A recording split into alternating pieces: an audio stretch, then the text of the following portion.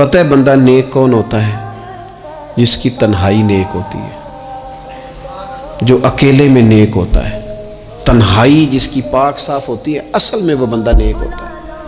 ہمارے ہاں نا بالخصوص نوجوان نسل سے کہوں گا، تمہارے پاس سہولت آئی ہے موبائل کی، تمہارے پاس سہولت آئی ہے انٹرنیٹ کی، لیکن دیکھنا اس کی وجہ سے کہیں تمہاری تنہائی ناپاک نہ ہو جائے۔ دیکھنا اس کی وجہ سے کہیں تمہارا وہ اکیلے میں جو تمہارا رب رسول سے رشتہ جڑنا چاہیے تھا، سجدے کا نور ہونا چاہیے تھا، اچھی منصوبہ بندی کرنی چاہیے تھی، وہ میلا کچیلا نہ ہو جائے۔ تنہائی جس بندے کی پاک ہوتی ہے وہ نیک ہوتا ہے۔ محفل میں تو ساری اچھی اچھی باتیں کرتے ہیں، محفل میں تو سارے لوگ ہی نیک ہوتے ہیں۔ یہ صحیح بخاری میں حدیث ہے، نبی اکرم صلی اللہ تعالیٰ علیہ وسلم نے فرمایا، میں اپنی امت کے کچھ ایسے لوگوں کو جانتا ہوں جو قیامت کے دن تہامہ پہاڑ کے برابر نیکیاں لے کے آئیں گے۔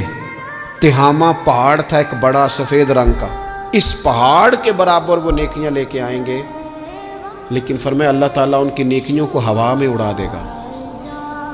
حضرت ثوبان رضی اللہ تعالیٰ عنہ نے عرض کی، یا رسول اللہ صلی اللہ تعالیٰ علیہ وسلم ہمیں یہ معاملہ کھول کر بیان کر دیں۔